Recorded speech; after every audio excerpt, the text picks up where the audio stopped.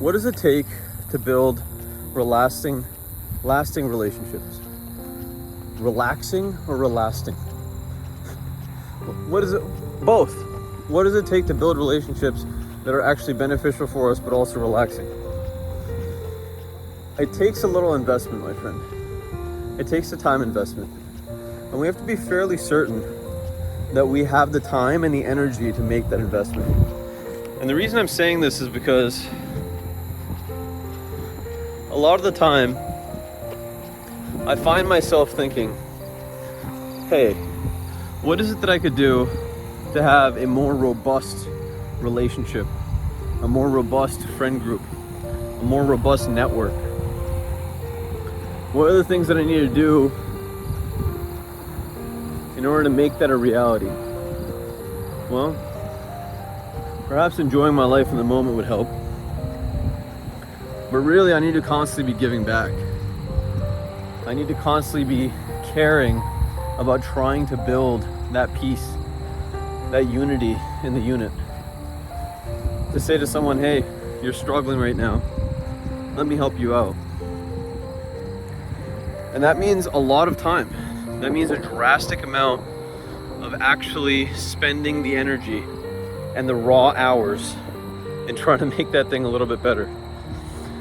And we have to realize that when we're in the pursuit of trying to make a better life for ourselves, time is going to be the thing that limits us most. So, is it possible to build a useful relationship by meeting up once a week for a couple hours? I think so. The only way, however, to do that is if you meet up for a couple of hours and say to yourself that I will be right there with that person. I will make sure that that time that I spend with them is deep enough, useful enough, satisfying enough to make up for all of the other hours that I was spending alone.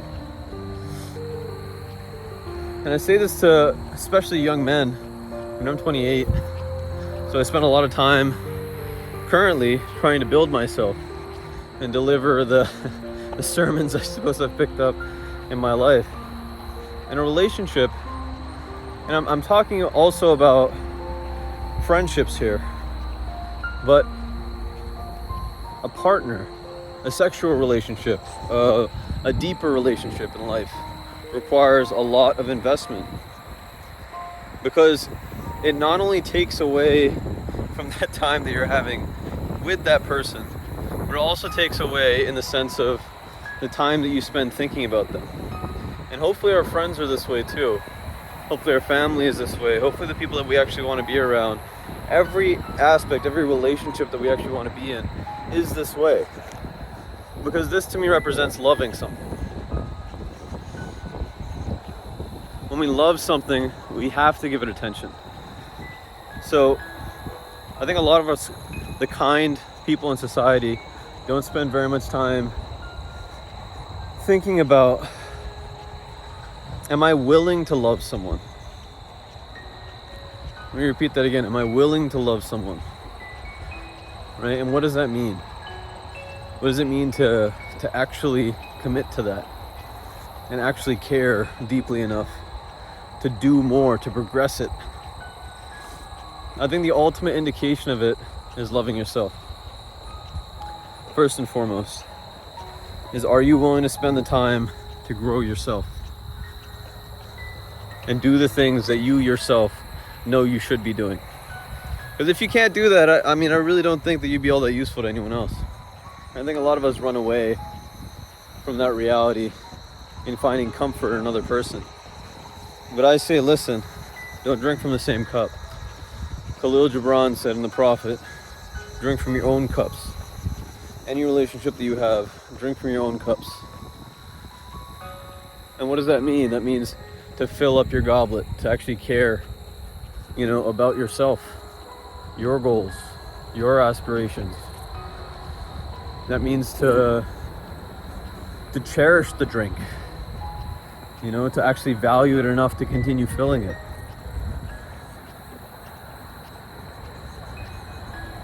But how do we do that? Routine.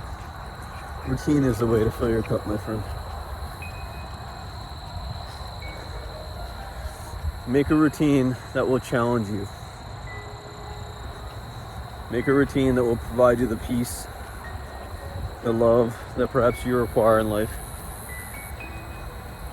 Make a routine that captures your creativity, that captures why you believe it's worth living, and your cup will necessarily fill. Now, what does it mean to drink from the cup? I think drinking from the cup a lot of the time is just those moments of serenity.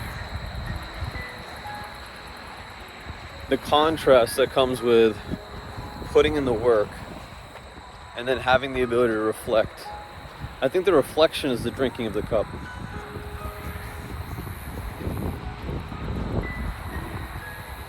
Because the drink's only really as sweet as the work that was put in to make it. So there you have it. There's my metaphor for relationships. Put in the work on your own time. Care about yourself on your own time. And then you have some chance to love someone else. And actually care about what their cup is doing. What type of drink is in their cup. The quality of it. The depth of it. So that if they give you the ability to drink from their cup, you understand the complexity of the flavor, the nuance of the work that they're putting into themselves. I came up with that metaphor on the spot. I think it's pretty good. Let me know what you think. It's a beautiful day here in Voice of America Park in Ohio. And I think I'm going to do this a little bit more. It's not ideal for drinking from the cup because in some ways I'm filling it up by doing the work, but you got to do shit for fun, you know, as well. I say try to do it in tandem. Try to enjoy the work that we do.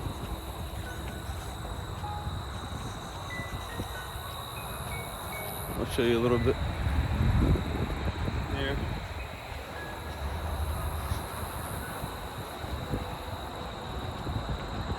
You know, got to be grateful for these things. So I've said all this to you to convince you that A, it is valuable to invest in relationships where you feel loved. B, that the reason it's valuable is because you must spend the time, you must spend the energy, the resources to build that up. And C, that if you're going to spend the time, if you're going to spend the resources to build that up, at least go into it believing that it's worth building up. And if you find yourself in moments in life where you are regretting the decision that you've made, think deeply about whether or not it is worth repairing. Think very deeply about whether or not it's worth repairing. A quote always comes to mind.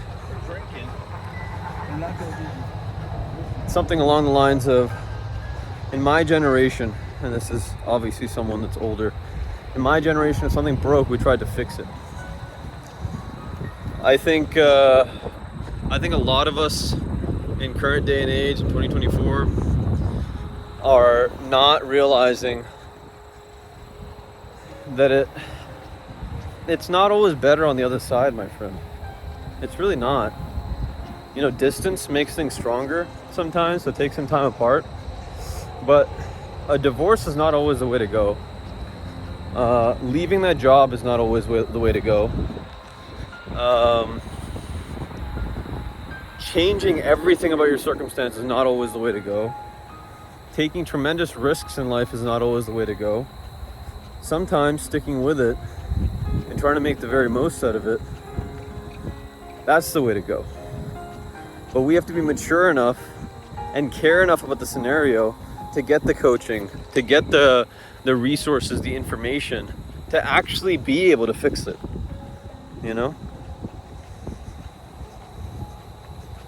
to actually have the communication skills to be like, hey, what have I done wrong? Let's talk about it. Hey, I don't like the way you treat me. Hey, boss, I think I'm worth more. You know, it's we can augment the scenario. And as a bonus tip, always have more, right? Like, have a full plate, eat, have more available to you than you need, so that should you try to fix it, should you try to augment it and it doesn't work, then at least you have another decision to make. Actualize your potential catalyst. This world needs you. This concludes my walk on this Monday afternoon. I had the opportunity of either going on my elliptical for 30 minutes or to go to Voice of America Park, and it's a beautiful day. And as much as I wanted to enjoy it on my own, I realized I have to make some content in order to feel good about the things that I'm trying to accomplish. So this is my it's my way of training my arm muscles, but also hopefully loving myself a little bit more for completing the tasks that I set in motion. Take care of yourself, and I'll see you in the next one.